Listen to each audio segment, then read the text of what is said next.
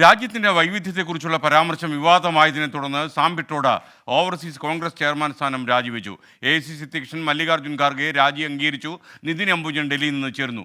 നിതിൻ അംബുജൻ ഒരുപക്ഷെ രാജീവ് ഗാന്ധിയുടെ കാലത്ത് ടെലികോം വിപ്ലവത്തിന് ആതിഥ്യമരുളിയ വിപ്ലവകാരിയായിരുന്നു ഈ ടെക്നോക്രാറ്റ്. അദ്ദേഹത്തിൻ്റെ വാക്കുകൾ അതേസമയം വലിയ വിവാദമായി. എന്താണ് ഇന്ന് സംഭവിച്ചത്, പദവി ഒഴിയാൻ കാരണമായത്?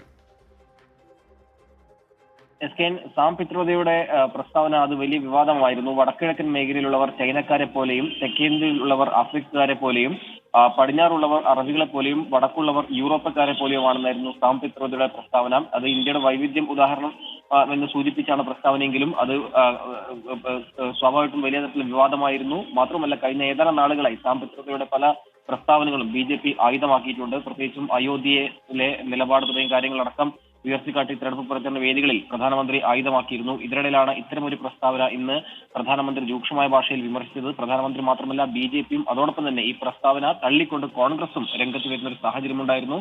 ഇത് കോൺഗ്രസിന്റെ പ്രസ്താവനയല്ല, നിലപാടല്ല എന്ന് വ്യക്തമാക്കി തന്നെ കോൺഗ്രസ് നേതാക്കളടക്കം ഇപ്പോൾ പ്രതികരണം വരുന്നുണ്ട്. ഇതിനിടയിലാണ് ഇപ്പോൾ ഓവർസീസ് കോൺഗ്രസ് ചെയർമാൻ സ്ഥാനം സാം പിത്രോദ രാജിവെച്ചിരിക്കുന്നത്. AICC അധ്യക്ഷൻ മല്ലികാർജ്ജുൻ ഖർഗെയും ഈ രാജി അംഗീകരിച്ചിട്ടുണ്ട്. എന്തായാലും ഈ ഒരു വിവാദം വലിയ ചർച്ചയായിട്ടുണ്ട്. മാത്രമല്ല, തെരഞ്ഞെടുപ്പ് പ്രചരണ വേദിയിൽ പ്രധാനമന്ത്രി കടന്നാക്രമിച്ചുകൊണ്ടാണ് കോൺഗ്രസിന്റെ ഈ നിലപാടിനെതിരെ രംഗത്ത് വന്നിരിക്കുന്നത്. അതിനിടയിൽ പ്രസ്താവന അത് സാം പിത്രോദ മാത്രമാണെന്നും കോൺഗ്രസിന്റെതല്ലെന്നും നിലപാട് കോൺഗ്രസ് വ്യക്തമാക്കിയിട്ടുണ്ട്. എന്തായാലും വലിയ രാഷ്ട്രീയ ആയുധമാക്കുന്നതിനിടയിലാണ് ഇപ്പോൾ സാം പിത്രോദ ഈ പദവി രാജിവെച്ചിരിക്കുന്നത്. കോൺഗ്രസ് ഇപ്പോൾ രാജി അംഗീകരിച്ചിട്ടുണ്ട്.